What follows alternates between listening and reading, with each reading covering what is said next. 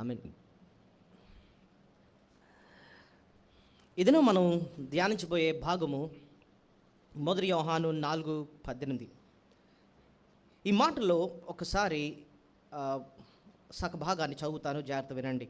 ప్రేమలో భయం ఉండదు, అంతేకాదు పరిపూర్ణమైన ప్రేమ భయమును వెళ్ళగొట్టును. ఈ లోకంలో ప్రతి ఒక్కరు కూడా ఏదో రకమైన భయం ఉంటుంది. సపోజ్ ఇక్కడ కూర్చున్న మనమే రకరకాల భయాలు మన హృదయాల్లో వెంటాడుతూ ఉంటాయి. ఆ భయాలు మన సంతోషాన్ని పీల్చేస్తూ ఉంటాయి అన్నమాట.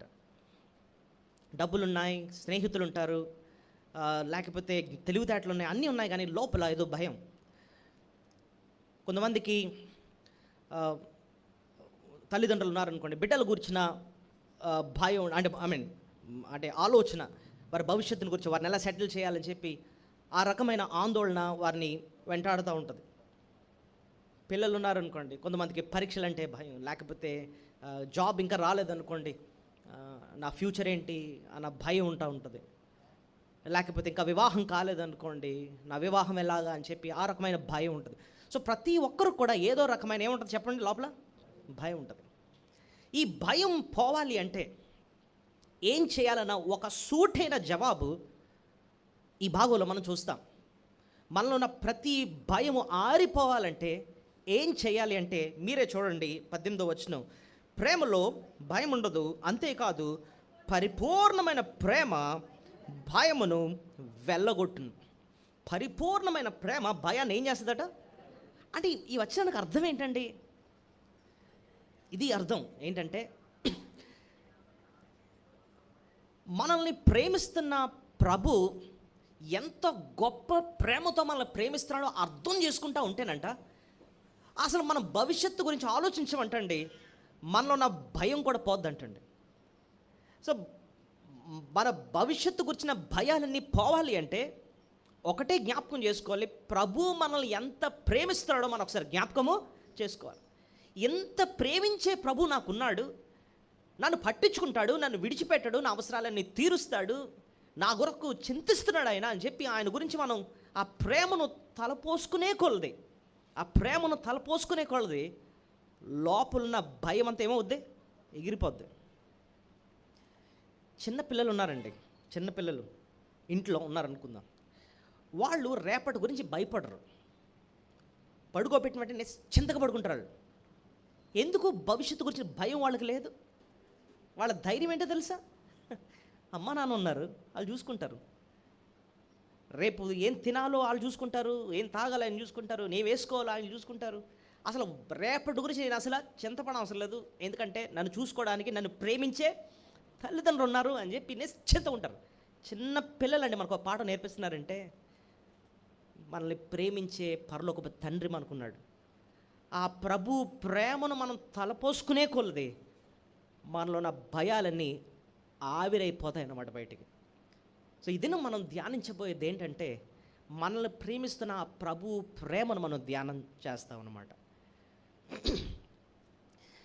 2 ప్రశ్నలకు మనం ఈ మొదటి వర్తమానంలో ధ్యానించబోతున్నాం. ఏంటండి ఆ 2 ప్రశ్నలు అంటే, అసలు ప్రేమ అంటే ఏంటి, రెండోది దేవుడు మనల్ని ఏ రీతిగా ప్రేమించాడు. చెప్పండి 2 ప్రశ్నలు. అసలు ప్రేమ అంటే ఏంటి, దేవుడు ఏ రీతిగా మనలను ప్రేమించాడు. ఈ 2 ప్రశ్నలు మనం అర్థం చేసుకుంటేనండి దేవుడి యొక్క ప్రేమ ఎంత గొప్ప ప్రేమతో మనల్ని ప్రేమించాడో మనకు అర్థమవుద్ది. మనం అసలు భవిష్యత్తు గురించే భయపడమండి, నిశ్చింతగా ఉంటాం. సో అందుకోసం ఇక్కడ రాసిన మాట 1 యోహాను 4:18 ఏముంది చెప్పండి?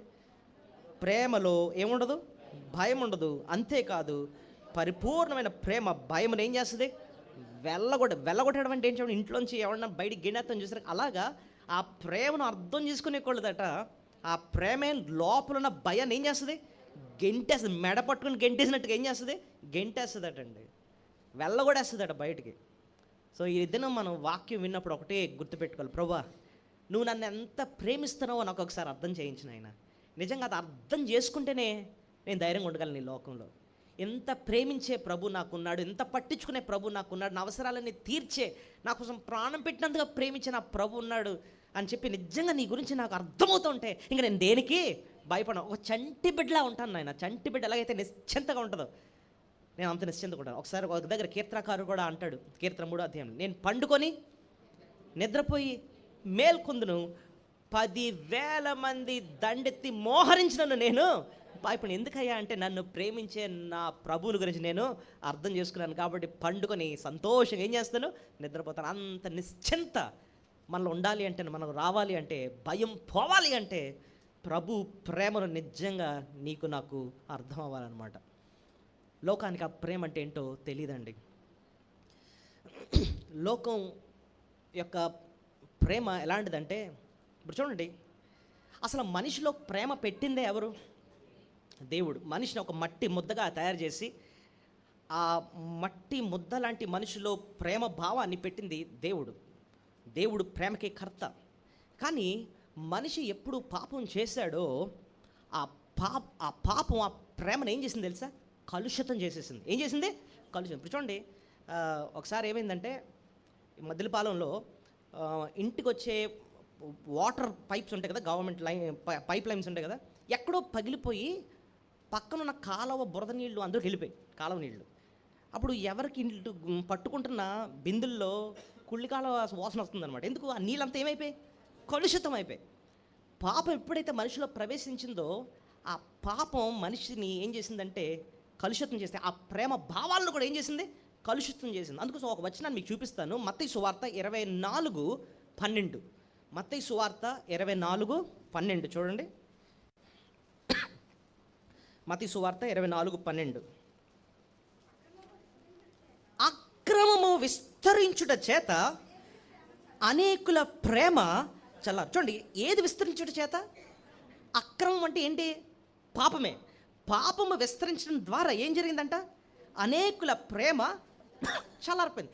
ప్రేమ చల్లారిపోవడం అంటే ఏంటంటే దేవుడు నిజంగా మనలో పెట్టిన ఆ ప్రేమ పోయిందంట.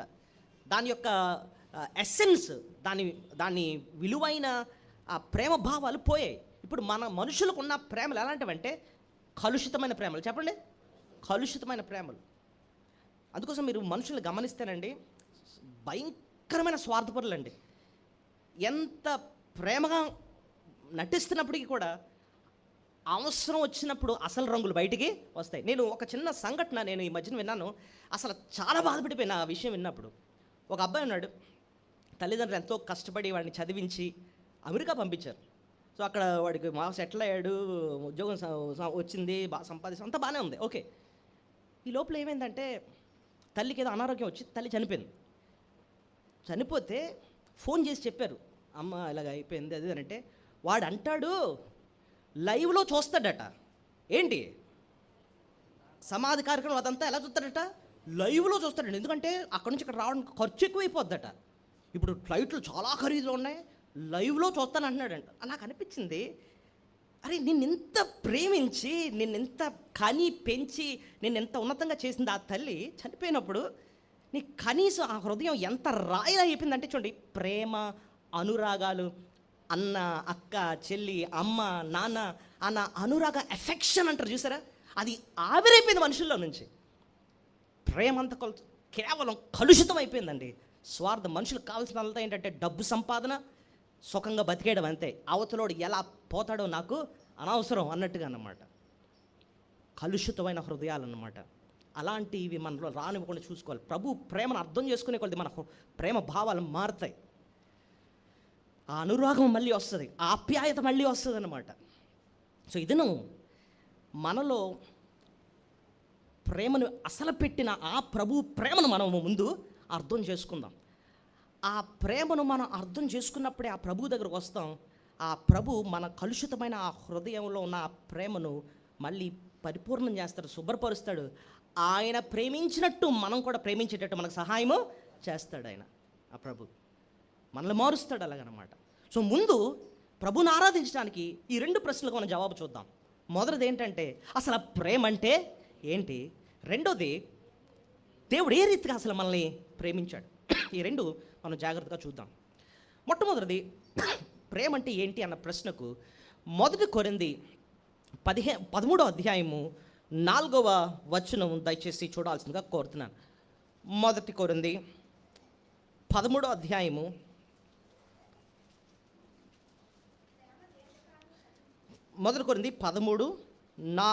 4వ వచనం.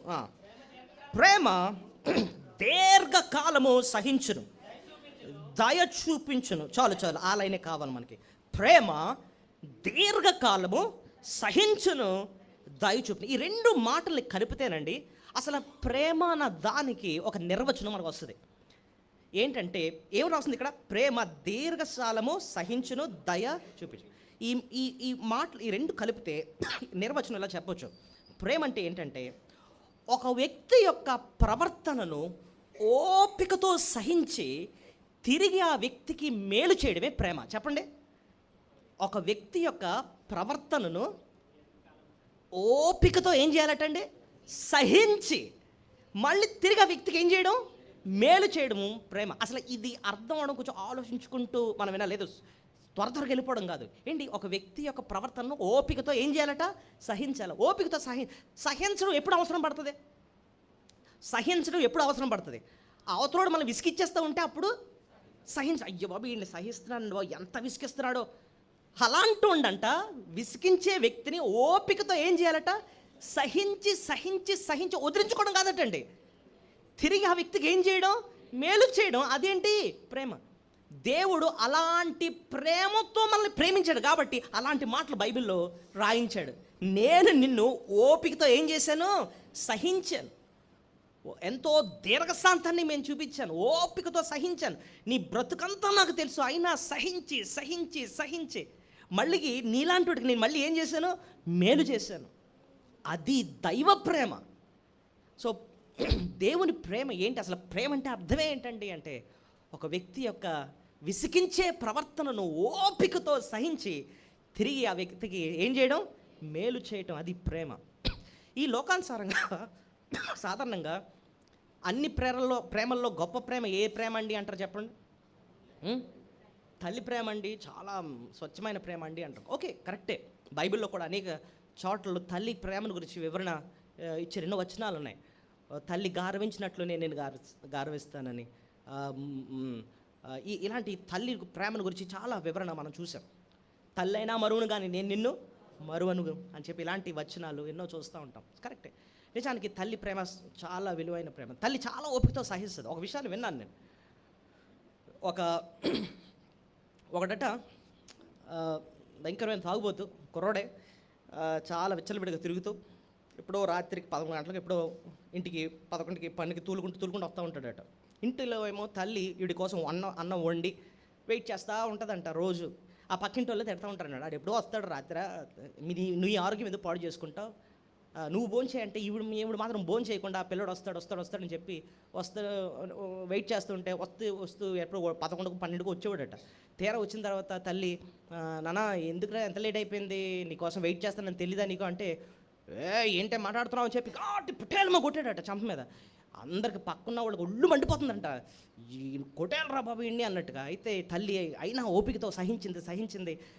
నువ్వు కూర్చో అని చెప్పి కాళ్ళు కడిగి మొహం కడిగి తర్వాత అన్నం తీసుకొచ్చి అలాంటోడికి కొట్టినోడికి మళ్ళీ తిరిగి గోరు ముద్దలు ఏం చేస్తుంది? తినిపిస్తుంది. చూడండి, ఆ చిన్న సంఘటనలో మనకి ఏం కనపడుతుంది చెప్పండి? ఆ తల్లి ఇంత భయంకరమైన వ్యక్తిని ఓపికతో ఏం చేస్తుంది? సహించి మళ్ళీ తిరిగి వాడికి మేలు చేస్తుంది. అది ప్రేమ అండి. ఇప్పుడు చూడండి, ఒక మనిషిలోనే ఎంత ప్రేమ భావాలు పెట్టాడు అంటే ఆ దేవాతి దేవునికి ఇంకెంత ప్రేమ ఉంటుందో మనం ఒకసారి గ్రహించాలి. ఒక ఆయన అన్నాడు, మనుషుల ప్రేమ బకెట్తో పోలిస్తే, బకెట్ అంత నీళ్లతో పోలిస్తే ప్రభు ప్రేమ అంటండి సముద్రం అంత ప్రేమ అంటండి. బకెట్ నీళ్ళకి సముద్రానికి అసలు కంపారిజన్ ఉందా? మనం ఈ ప్రేమను చూసినా అయ్యో బాబాయ్ ఎంత ఓపికతో సహించిందండి ఇవ్వండి అని అంటాం కదా. కాదు, ఈ ప్రేమ బకెట్ నీరుతో సమానం అయితే ప్రభు ప్రేమ సముద్రం అంత ప్రేమ అంటండి ఆయనకు. మనం అంటే ప్రభు నీకు నేనంటే ఎంత ప్రేమ నాయనా అని అడిగామనుకోండి, ఇప్పుడు ప్రతిదానికి ఒక కొలబద్ద ఉంటుంది కదండి, మెజర్మెంట్. ఇంకో నాకు ఎంత ప్రేమ అని చెప్పడానికి ప్రభుని అడిగి, ప్రభు నేనంటే నీకు ఎంత ప్రేమ, ఎంత పనికిమాలిన ఉండే, కానీ నన్ను ఎంత ప్రేమిస్తున్నావు నువ్వు అంటే ఆయన ఒక దగ్గర ఏం రాశాడు తెలుసా? చూడండి, యోహాను సువార్త 15:9 చూడండి ఏం రాశాడు అక్కడ. యోహాను సువార్త 15వ అధ్యాయము 9వ వచనం. చదవండమ్మా, యోహాను 15:9. తండ్రి నన్ను ఎలా ప్రేమించానో నేను మిమ్మల్ని అలాగా ప్రేమించితిని, నా ప్రేమ యందు మీరు నిలిచాను. ఆ మాట చూసారా? ప్రభు అంటున్నాడు, ప్రభువా నేనంటే నీకు ఎంత ప్రేమనైనా అంటే ఆయన ఏమంటున్నాడు? తండ్రి నన్నెంత ప్రేమించను. ఆ ఒక్క మాట ఆలోచించండి. తండ్రి అయిన దేవునికి కుమారుడైన దేవునికి ఎడల ఎంత ప్రేమ, తండ్రి అయిన దేవునికి కుమారుడు అంటే ఎంత ప్రేమ. ఆయనే ఒక మాట అంటున్నాడు, ఈయన నా ప్రియ కుమారుడు, ఈయన యందు నేనేం చేస్తాను? ఆనందిస్తాను. ప్రపంచం అంతట్లో, సృష్టి అంతట్లో, పరలోకం ఏంటి, భూలోకం ఏంటి, అన్నిటిలో తండ్రి అయిన దేవునికి అతి శ్రేష్టమైనది ఏంటంటే ఆయన ప్రియ కుమారుడు. ఆయన అంత ప్రేమిస్తున్నాడు. అదే మెజరింగ్తో ప్రభు అంటున్నాడు, తండ్రి నన్ను ఎంత ప్రేమించాడో అంతే ప్రేమతో నేను మిమ్మల్ని ఏం చేస్తున్నాను? ప్రేమిస్తున్నాను. అంటే ఇంకా అంతకంటే ప్రేమ అనేది ఇంకోటి ఎక్స్ట్రా ఇంకేవి లేదా, అంత శ్రేష్టమైన ప్రేమ నువ్వంటే నాకు అంటున్నాడు అనమాట. అలాంటి ప్రేమను గురించి అర్థం చేసుకోవడానికి ప్రయత్నిస్తున్నాం. సో ఈ మొదటి ప్రశ్న మనం ఏం అర్థం చేసుకుంటున్నాం చెప్పండి? అసలు ప్రేమ అంటే ఏంటి చెప్పండి? ప్రభు మనల్ని ఎలా ప్రేమించాడు? అసలు ప్రేమ అంటే ఏంటి? ఒక వ్యక్తి యొక్క ప్రవర్తనను ఓపికతో సహించి తిరిగి ఆ వ్యక్తికి ఏం చేయడం? మేలు చేయడమే ప్రేమ. ప్రభు అలాంటి ప్రేమతో నేను మిమ్మల్ని ప్రేమించాను అంటున్నాడు. ఓకే, ఇప్పుడు చూడండి, లోకానుసారంగా ప్రేమల గురించి నిర్వచనాలు చెప్పండి, డెఫినేషన్ చెప్పండి అంటే ఒకడొచ్చి అంటాడు ప్రేమ గుడ్డిది అంటాడు, లేకపోతే ఇంకోటి అంటాడు ప్రేమ కుంటిది. కుంటిది గుడ్డిది కాదు. అసలు ప్రేమ అంటే ఏంటి రావాలి అంటే బైబిల్లోకి రావాలి. బైబిల్ ఏం చెప్తుంది? ప్రేమ అంటే దీర్ఘకాలం ఏం చేయడం? సహించటం. ఎలాంటి వాడిని సహించడం? విసిగించిన వాడిని ఏం చేయడం? సహించడం. సహించి సహించి సహించి సహించి మళ్ళీ తిరిగి అలాంటి వాడికి ఏం చేయడం అంట? ఎలాంటి ప్రేమ మనుషుల్లో లేదు. ఒకరోజు భరిస్తారు, 2 రోజులు భరిస్తారు, తర్వాత వద్దని చెప్పి అమ్మో వీళ్ళతో నన్ను ఉండడం వీల్లేదు, నేను సేఫ్గా ఉండాలి, నేను సంతోషంగా ఉండాలి, ముందు వీళ్ళు నాకు వద్దురా బాబు వీళ్ళకి దండం అని చెప్పి వెళ్ళిపోయే మనుషులం మనం. అవునా కదా చెప్పండి? విసుగుపోతాం మనం, ఇది మనుషులం. కానీ ప్రభు ఎప్పుడైనా విసుగుపోయడం మనం చూసి చీ అసలే ఈడేట్రా బాబు ఎన్నిసార్లు వాక్యం చెప్తున్నా వీడు వెంట మారడు, వదిలేస్తానని చెప్పి వదిలేసేవాడు మనల్ని. ఆయన ప్రేమ గురించి ఒక మాట ఉంది, శాశ్వతమైన ప్రేమ. ఎలాంటి ప్రేమ? ఇప్పుడు ఒక పాట పాడాం, ఆశ్చర్యకరమైన ప్రేమ, కల్వరిలోని ప్రేమ. ఆ మాటలో ఉంటుంది, అది శాశ్వతమైన నిరంతరం ఉండే ప్రేమ. నువ్వు మారిపోయిన ఆ ప్రేమ మాత్రం మారదు. ఓపికతో సహిస్తున్నాడు. తిరిగి నీకు నాకు ఏం చేస్తున్నాడు? ఆయన మేలు చేస్తున్నాడు. అది ప్రేమ అంటే. కానీ అలాంటి ప్రేమ నీలో నాలో రావాలి అంటే అది దేవుడు ఒక అద్భుత కార్యం చేయాలి. ఆయన చేస్తేనే, ఆ అద్భుత కార్యం చేస్తేనే, ఆయన మన హృదయాన్ని మారిస్తేనే అలాంటి ప్రేమ మనలోకి వస్తుంది. 1 యోహాను 3:14 ఆ మాట ఉంటుంది చూడండి. 1 యోహాను 3:14. 1 యోహాను 3:14. మనము సహోదరులను ప్రేమించుచున్నాము గనుక మరణములో నుండి జీవములోనికి మనం ఏమయ్యాం? దాటాం. ఎంత మంచి మాట ఉందో చూడండి. మనము మన సహోదరుల్ని ఏం చేస్తున్నామంట? ప్రేమిస్తున్నాము కాబట్టి మరణములో నుండి ఎందులోకి వచ్చాం? మరణములో నుంచి జీవంలోకి రావటం అంటే అర్థం ఏంటంటేనండి, రక్షింపబడ్డాం. ఒకప్పుడు నరకానికి, నిత్య నరకానికి, నాశనానికి వెళ్ళాల్సిన మనం పాపక్షమాపణ పొంది హృదయం మార్చబడి మన బతుకు మార్చి జీవంలోకి ప్రవేశించాం, రక్షింపబడ్డాం. కాబట్టి అంట మనలోకి వచ్చేది ఏంటంటండి? ప్రేమ. ఏమొస్తుంది? ప్రేమ. అంటే దేవుడు ఒక వ్యక్తిని రక్షించినప్పుడు వాళ్ళలో కనిపించే ఒక లక్షణం ఏంటంటే ఏంటి? ప్రేమ. ఇంకోటి రోమా 5:5 చూడండి, చాలా ఇంపార్టెంట్ వచనాలండి ఈ వచనాలు. రోమా 5:5.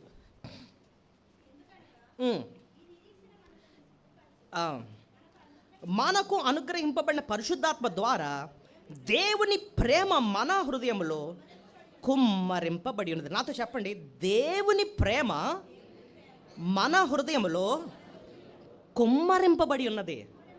రక్షింపబడినప్పుడు, యేసు ప్రభు దగ్గరకు వచ్చినప్పుడు, యేసయ్య నువ్వే నా దేవుడు, నా రక్షకుడు అని చెప్పి ఆయన విశ్వాసం ఉంచినప్పుడు ప్రభు చేసేది ఏంటంటేనండి, ఇందాక నేను చెప్పాను కదా, కలుషితమైన ప్రేమలతో ఉన్న మనలాంటోళ్ళని ప్రభు పట్టుకొని మనల్ని రక్షించుకొని మన హృదయాన్ని మార్చి మన హృదయంలోనట ఒకటి కుమ్మరిస్తున్నాడంట. ఏంటి కుమ్మరిస్తున్నాడు చెప్పండి? ఏంటది?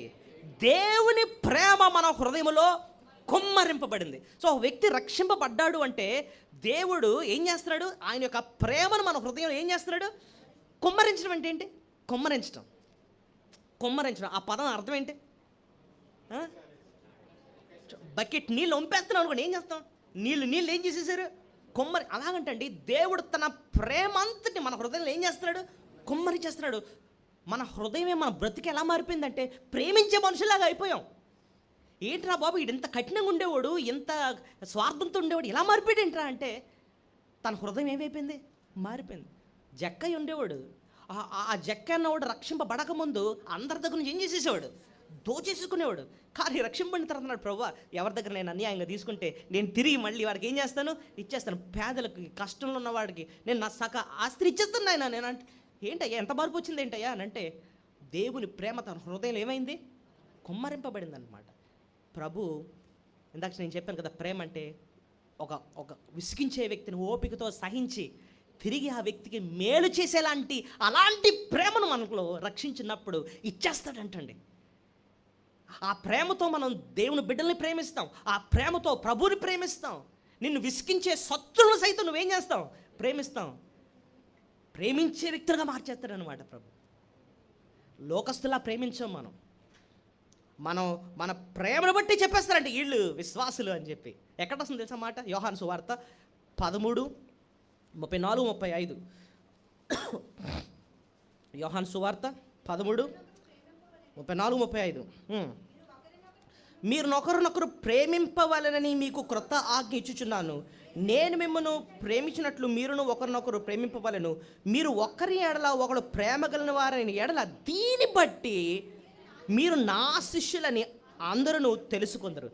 దీన్ని బట్టి, దేన్ని బట్టి? ఆ ప్రేమను బట్టే వీళ్ళు విశ్వాసులరా, వీళ్ళు దేవుని బిడ్డలరా అని చెప్పేస్తారట. ఎందుకు? ఆ ప్రేమ మనలో పోసేసింది ఎవరు? ప్రభు కాబట్టి. సో ప్రభు రక్షింపబడినప్పుడు, మనల్ని రక్షించినప్పుడు అదే చేస్తాడు ఆయన. ఆయన లాంటి ప్రేమ, ఆయన ప్రేమించే అలాంటి ప్రేమ మనలో కుమ్మరించేస్తాడనమాట. సో ఇప్పుడు మొదటి ప్రశ్నకు మనకు జవాబు వచ్చింది. మొదటి ప్రశ్న ఏంటంటే అసలు ప్రేమ అంటే ఏంటి అన్న ప్రశ్న మనం చూసాం. ఇంతకీ ఏంటంటే నిర్వచనం మీరు చెప్పాలి నాకు.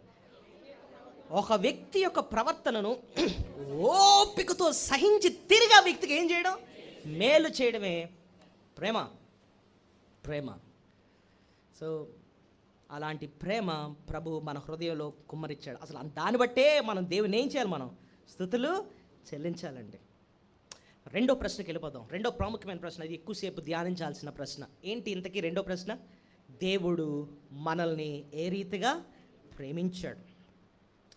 సో ఈ ప్రశ్నకు నేను ధ్యానిస్తూ ఉంటే ఒక 11 అంశాలు ప్రభు నేర్పించాడు. ఎన్ని విషయాలు? 11. ఎంత కుదిస్తామని చూసినా కూడా ఏది తీసి పారేసే పాయింట్ కాదనమాట. అంత విలువైన పాయింట్స్ ఇవి. ప్రభు నిజంగా ఏ రీతిగా నిన్ను నన్ను ప్రేమించాడు. ఈ ప్రేమను గురించి ఒక 11 విషయాలు నేను ఒక్కొక్కటి క్లుప్తంగా చెప్తా ఉంటాను. మీరు జాగ్రత్త మనసు పెట్టి వినండి. ఈ మాటలను బట్టే మనం దేవుని ఏం చేయాలి? ఆరాధించాలి. ఇవి నీకు అర్థం కాలేదంటే దేవుని ప్రేమ నీకు నిజంగా అర్థం కాలేదు. ఇంకో విషయం చెప్తున్నాను, నువ్వు ఇతరుల్ని ప్రేమించడం నేర్చుకోవాలి అంటే ముందు దేవుడు నిన్ను ఎంత ప్రేమించాడో నీకు నువ్వు తెలుసుకోవాలన్నమాట. కీర్తన 23లో ఒక మంచి మాట ఉంటుంది, నీ గిన్నె నిండి పొర్లి ఉన్నది. నువ్వు ఇతరులకి ఏదైనా ఇవ్వాలి అంటే ముందు నీ గిన్నె ఏమవ్వాలి? నిండి పొరలాలి, అంతేనా? నీ హృదయం నుండి దేవుని ప్రేమ గురించి నిండి పొర్లితేనే నువ్వు ఇతరులకి ఆ ప్రేమను చూపగలం అనమాట. అసలు నీకే అర్థమవ్వకపోతే దేవుని ప్రేమ అంటే ఏంటో, బాబు ప్రేమ అంటే ఏంటంటే, ప్రేమ అంటే ఏంటో నాకు తెలియదండి, అది గుడ్డిదండి అని అన్న ఇలాంటి అంటున్నావు అనుకో, అంటే నీకు దేవుని ప్రేమ సరిగ్గా తెలియదన్నమాట. ఇంకా నీకే తెలియకపోతే ఇంకెలా ఇతరులను ప్రేమిస్తా? సో ఈ పాయింట్స్ 11 పాయింట్స్ అంత ప్రాముఖ్యం. ఇది అర్థమైతేనే మనం దేవుని స్తుతించగలం, ఇది అర్థమైతేనే ఇతరులను మనం ప్రేమించగలం. ఈ 11 విషయాలు ఏంటండి ప్రేమను గురించి? మొట్టమొదటిది, దేవుడు మనల్ని ఎలా ప్రేమించాడు అని అంటే, మనల్ని పాప శిక్ష నుంచి తప్పించడానికి తను తాను అప్పగించుకున్నాడు. మనల్ని పాప శిక్ష నుంచి తప్పించడానికి తను తాను ఏం చేశాడు? దేనికి అప్పగించుకున్నాడు? శిక్షకు అప్పగించుకున్నాడు. దేనికి అప్పగించుకున్నాడు?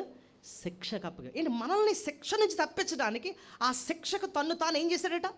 అప్పగించుకున్నాడు. అంటే మీరు ఎక్కడ రాస్తుందండి ఈ మాట అంటే, ఎఫెసీ పత్రిక 5వ అధ్యాయము 27వ వచనం చూడండి. ఎఫెసీ 5:27.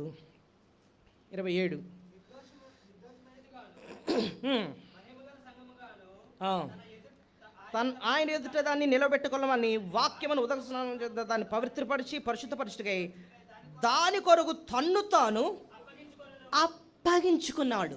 ఏం చేశాడటండి? అప్పగించుకున్నాను. ఈ పదం చదివినప్పుడు మనకి పెద్ద సీరియస్గా అనిపించదు. ఏంటంటే అప్పగించుకున్నాడా, అందులో గొప్ప విషయం ఏముందండి అనొచ్చు. నేను ఒక వ్యక్తిని పరిచయం చేస్తాను మీకు. ఆ వ్యక్తి జీవితాన్ని మనకు అర్థం అయితే అసలు ఈ అప్పగించుకోవడం ఎంత విలువైందో మనకు అర్థం అవుతుంది. ఇంతకీ ఎవరండి ఆ వ్యక్తి అంటే ఆదాము. ఎవరండి? ఆదాము కొత్తగా దేవుడు పెళ్లి చేసినప్పుడు పాటలు పాడాడు. ఏం పాట? నా మాంసంలో మాంసం, నా ఎముకలో ఎముక, అది ఇది అని చెప్పి పాట బాగుంది, చాలా బాగుంది. మొత్తానికి అయిపోయింది. ఈ లోపల ఏం జరిగింది? పాపం చేశాం, దేవుడు వద్దన్న పని చేశాం. చేసిన తర్వాత దేవుడు వస్తాడు. దేవుడు వచ్చి ఆదాం అని పిలుస్తాడు. దాక్కున్నాడు. నేను ధైర్యంగా రాలేకపోతున్నాను, నేను దాక్కున్నాను, నాకు భయంగా ఉంది, నేను వద్దన్న పండు తిన్నావా అని. వెంటనే ఏమన్నాడు తెలుసా? నువ్వు ఇచ్చావే స్త్రీ, ఆవిడే నాకు ఇచ్చింది అన్నట్టుగా. ఆ మాటలోనండి నువ్వు ఇచ్చేవే ఆ స్త్రీ అంటున్నాడు. చూసా అంటే అర్థం ఏంటో తెలుసా? నన్నేమనక ఏమన్నా శిక్షించాలంటే ఆమెను శిక్షించు అంటే ఈయన ఏం చేస్తాడు? అప్పగించుకున్నాడు, తప్పించుకుంటున్నాడు. అది మొదటి ఆదామేమో తప్పించుకుంటున్నాడు, నన్నేమనక. దీని అంతటికి కారణం ఎవరో తెలుసా? ఆమె తప్పించేసుకుంటున్నాడు అనమాట. ఇది మనిషి లక్షణం అండి. నన్ను ఎంతో ప్రేమించేస్తున్నారు ఇల్లు అని అనుకుంటారు కదా, అవసరం వచ్చినప్పుడు తప్పించుకుంటారు. ఎవడ కాడు తప్పించుకుంటారు, నేను అలా వదిలేస్తారు. అది మనిషి ప్రేమ. కానీ దేవుని ప్రేమ ఎలాంటి తెలుసా? ప్రభు అదే రెండో ఆదాముగా, మనం ఆయన వధువు మనల్ని ఏమంటారు? ప్రభుకి మనం ఏంటి? ఆయన వరుడైతే మనం ఏంటి? వధువు. ఆ వధువు ఏం చేశాడు తెలుసా? ఆ వరుడు ఏం చేశాడు తెలుసా? నా వధువునేమనొద్దు, నా సంఘాన్ని ఏమనొద్దు, నేను ఆ శిక్షకు ఏం చేస్తున్నాను? అప్పగించుకుంటున్నాడు. సో మొదటి ఆదాయమేమో తప్పించుకుంటున్నాడు. రెండో ఆదామైన యేసు ప్రభు మన వరుడు, ఆయన ఏం చేశాడండి? అప్పగించుకున్నాడు. దేనికి? శిక్షకు. నన్ను శిక్షించు, లీవ్ హర్, బ్లేమ్ మీ.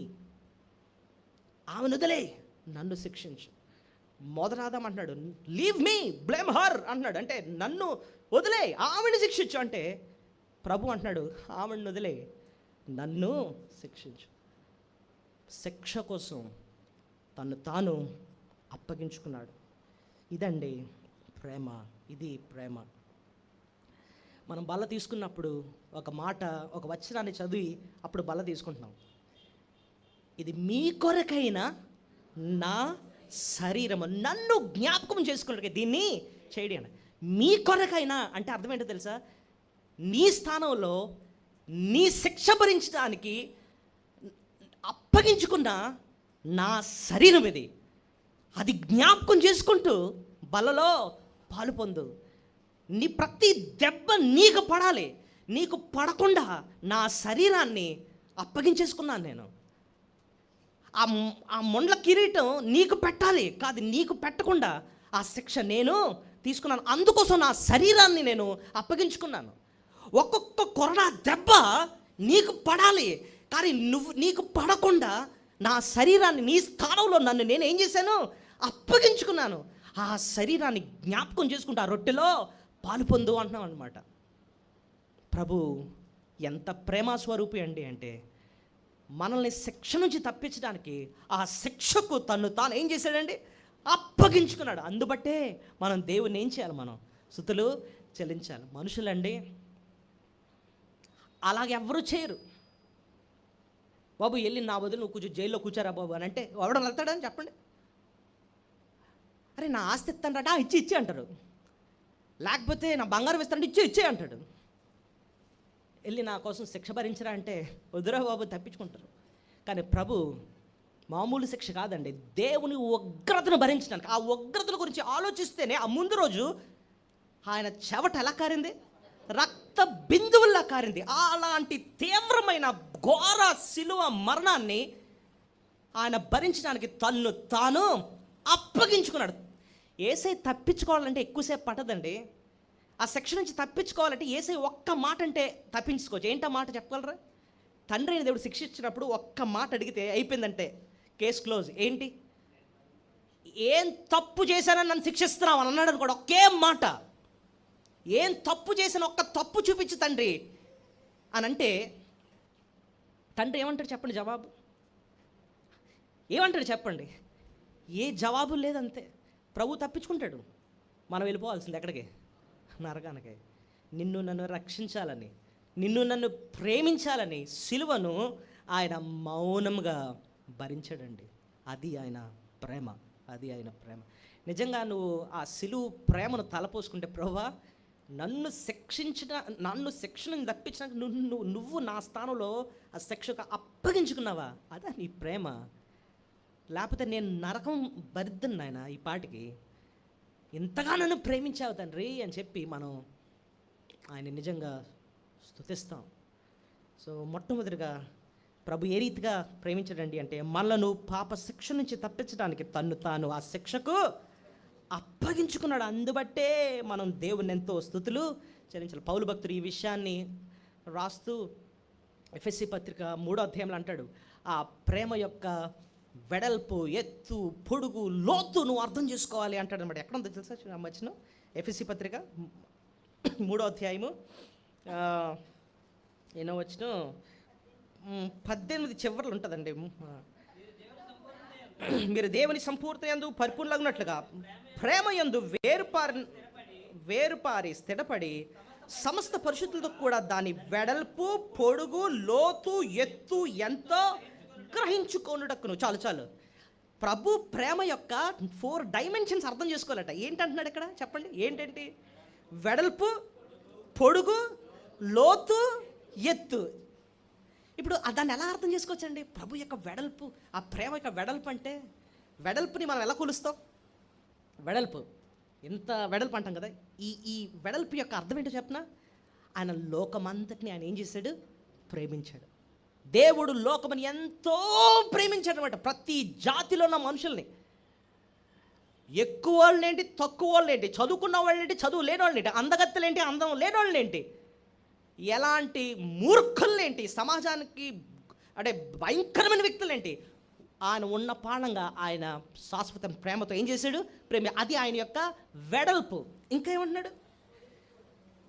దాని యొక్క పొడుగు అంటే అర్థం ఏంటో తెలుసా అండి? పొడుగు అంటే ఎప్పటి నుంచి ప్రేమించాడు ఆయన? భూమి పునాదులు వేయబడక మునిపే ఆయన నిన్ను నన్ను ఏం చేశాడు? ఆయన ప్రేమించాడు.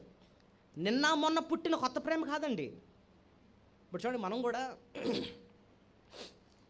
మన ప్రేమ యొక్క అంటే సీరియస్నెస్ని టైంని బట్టి చెప్తాం. ఏమండి మాది అంతకాలం బంధం తెలుసా అండి? 10 సంవత్సరాల బంధం అండి మాది, 30 సంవత్సరాల బంధం అండి, 40 సంవత్సరాల బంధం అండి అంటాం. ఎందుకు ఆ టైం ఎందుకు చెప్తాం? ఎంత దీర్ఘకాలం, ఎంత పొడుగండి మా బంధం. ప్రభుని అడిగి, ప్రభు నీకు నాకు బంధం ఎంతకాలం ఉందనైనా అంటే ఆయన ఏమంటాడు తెలుసా? భూమి పునాదులు వేయబడకపోయి నేను ఏం చేశాను? అది నా పొడుగు. అది ఆ ప్రేమ యొక్క పొడుగు. వెడల్పు, పొడుగు, లోతు. లోతు అంటే డెప్త్ అంటాం. అంటే అర్థం ఏంటంటే ఏదో పైన పొడి మాటలు, నువ్వంటే నాకు ఎంతో ప్రేమ అని చెప్పి ఇలా పొడి మాటలు చెప్పిన ప్రేమ కాదంటండి.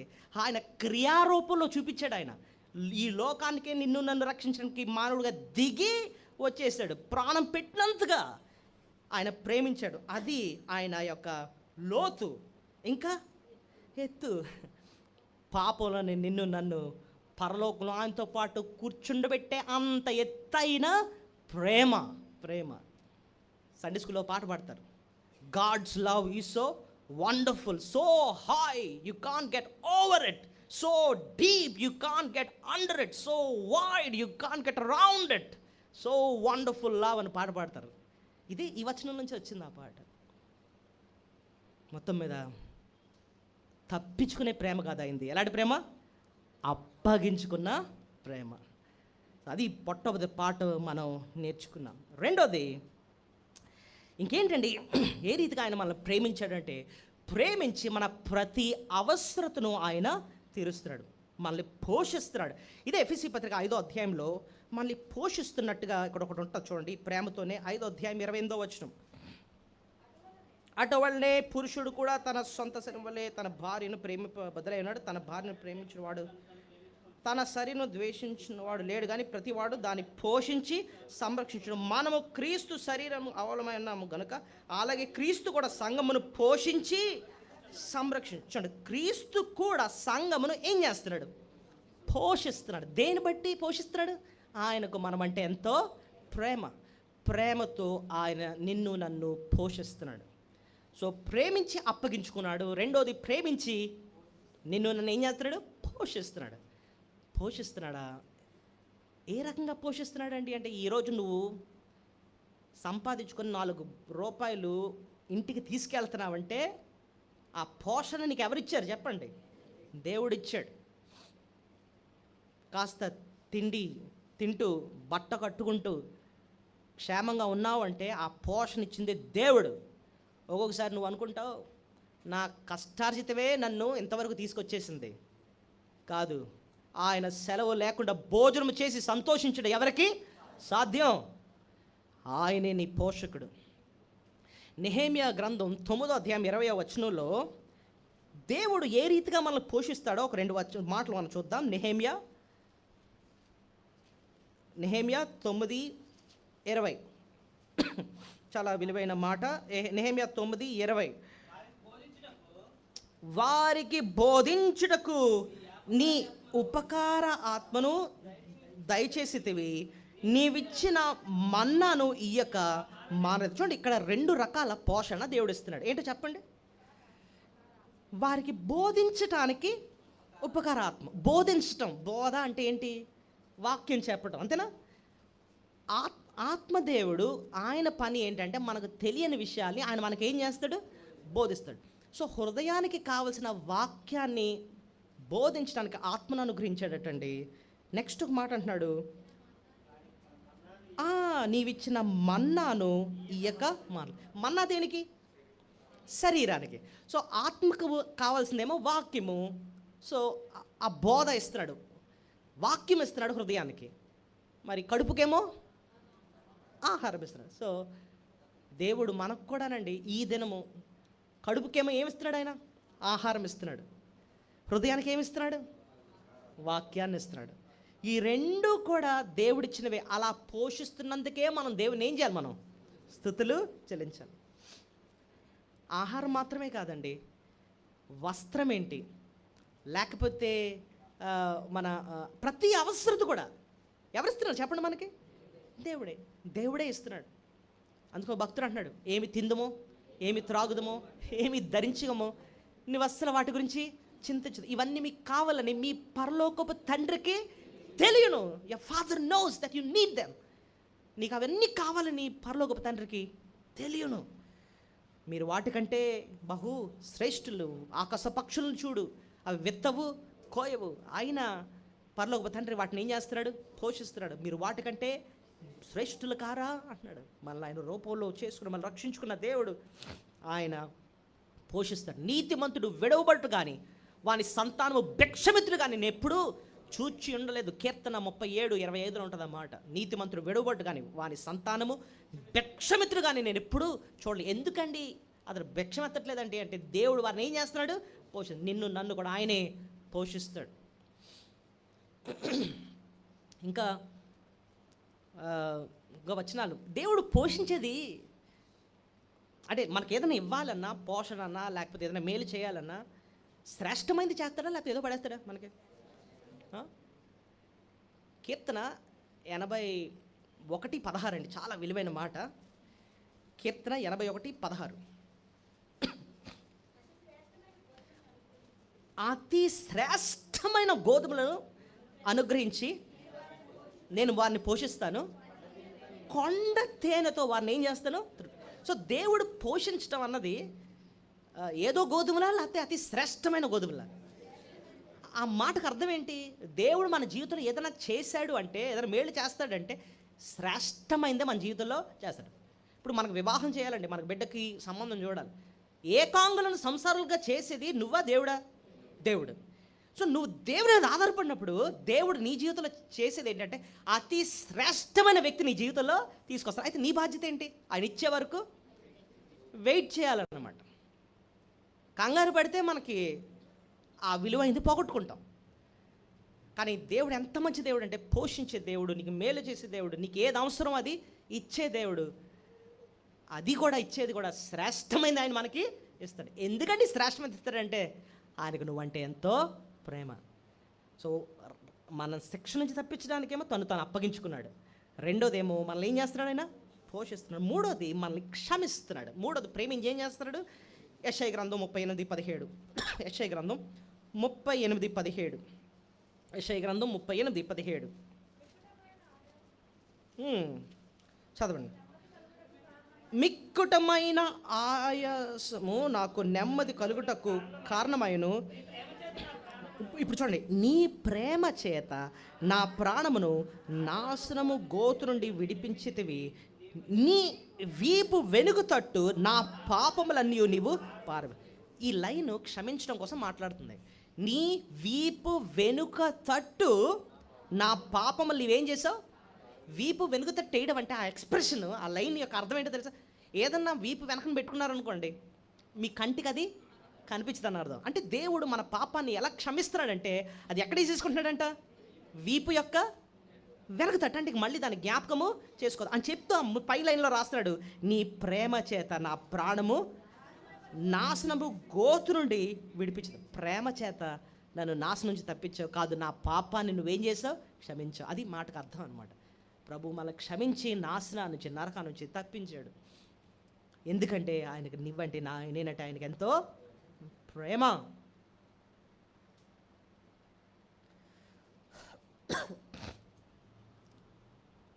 దేవుడు ఎన్నిసార్లు అండి మనల్ని క్షమిస్తాడు?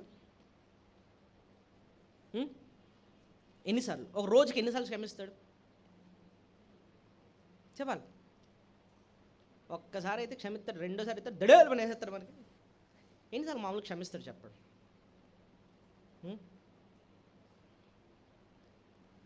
లూకా సువార్త 17:3 ఆన్సర్ చూడండి. లూకా సువార్త చదవండి అమ్మా. లూకా సువార్త 17:3 ఏమని రాస్తుంది ఇక్కడ? మీ విషయమై మీరే జాగ్రత్తగా ఉండుడి, నీ సహోదరుడు తప్పిదము చేసిన ఎడల అతను గద్దించుము, అతడు మారుమనసు పొందిన ఎడల అతన్ని క్షమించుము. అతడు ఒక దినమున 7 మారులు నీ ఎడల తప్పిదము చేసి 7వ మారు నీ వైపు తిరిగి మారు మనసు పొందిన ఎడల అతను నువ్వేం చేయాలి? చూడండి, మామూలుగా దేవుడు మనిషికి ఏం ఆజ్ఞించాడు? దేవుడు మనిషికి ఏం ఆజ్ఞించాడు? ఒకవేళ ఒక వ్యక్తి ఉన్నాడు, నీ ఫ్రెండే ఉన్నాడు, నిన్ను ఒకసారి బాధ పెట్టాడు, ఒక రోజులో ఫస్ట్ ఒకసారి బాధ పెట్టాడు, అరే సారీరా అని అన్నాడు, క్షమించావు.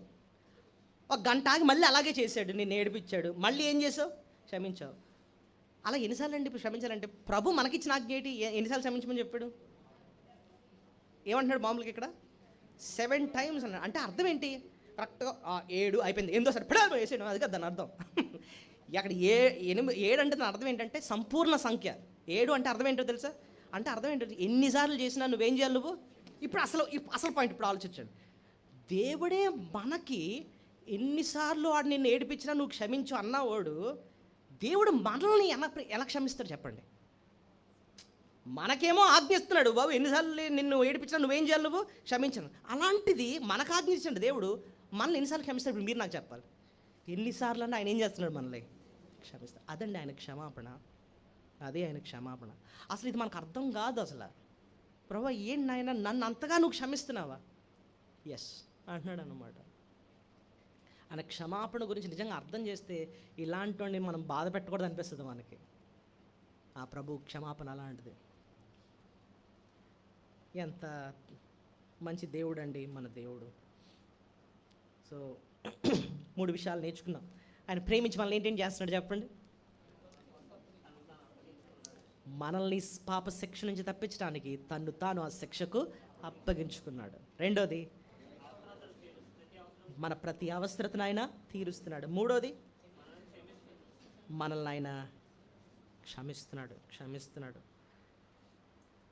ఆ క్షమాపణ మనం అర్థం చేసుకుంటేనే మనం ఇతరులు ఏం చేస్తాం? క్షమిస్తామండి.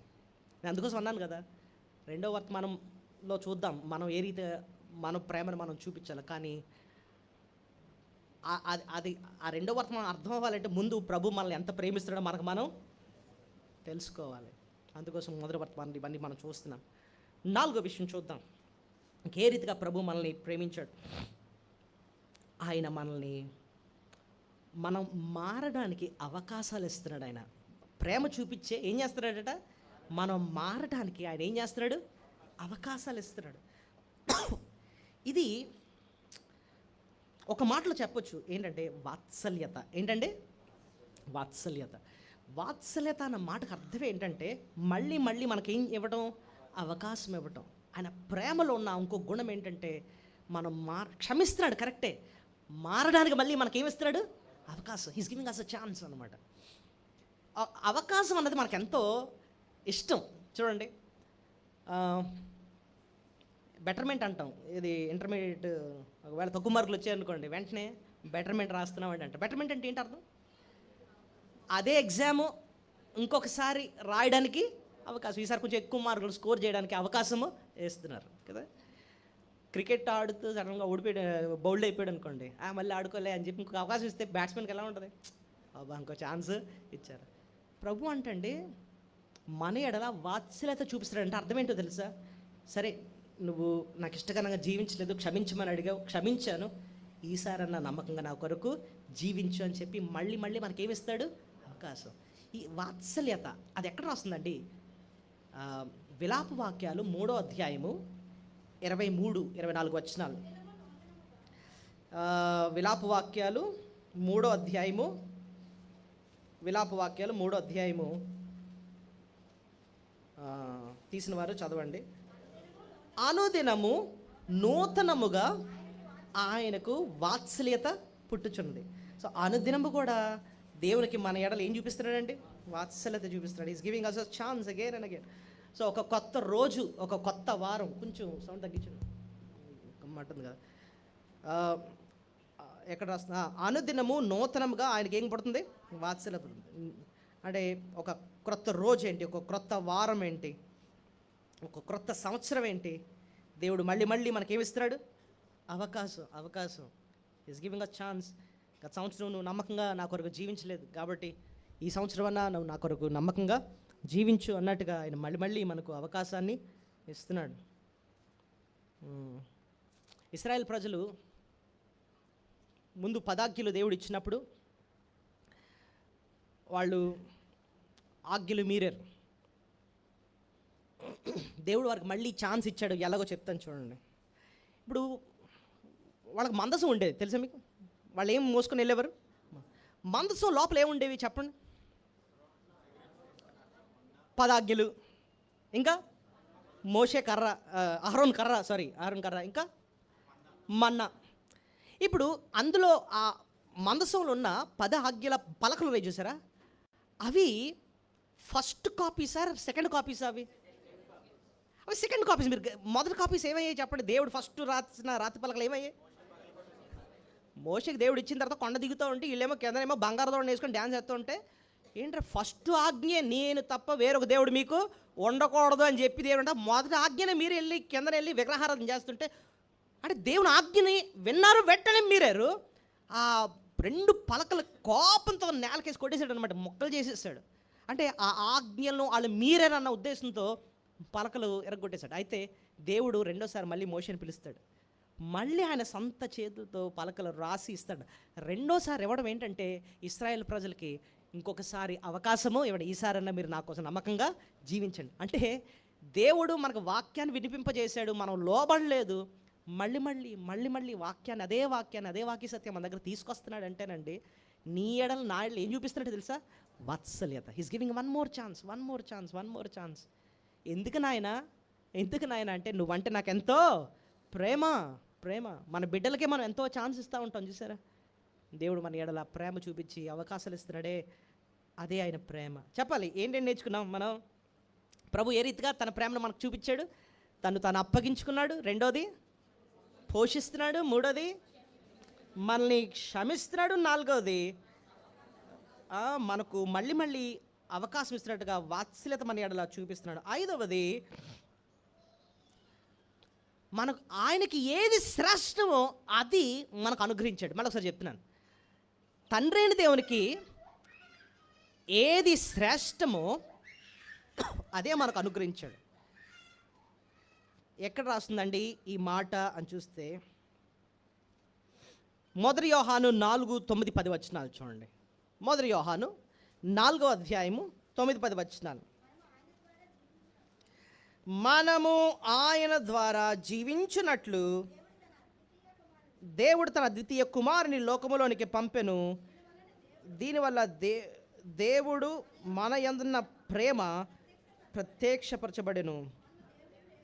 మనము దేవుని ప్రేమించడం కాదు, కానీ తానే మనల్ని ప్రేమించి మన పాపముల ప్రాయశ్చిత్తమైనటకు తన కుమారుని పంపెను. ఇందులో ప్రేమ ఉంది. చూడండి 9వ వచనం ఎలా ప్రారంభమైందంటే, మనము ఆయన ద్వారా జీవించినట్లు దేవుడు తన అద్వితీయ కుమారుని లోకములోనికి పంపెను.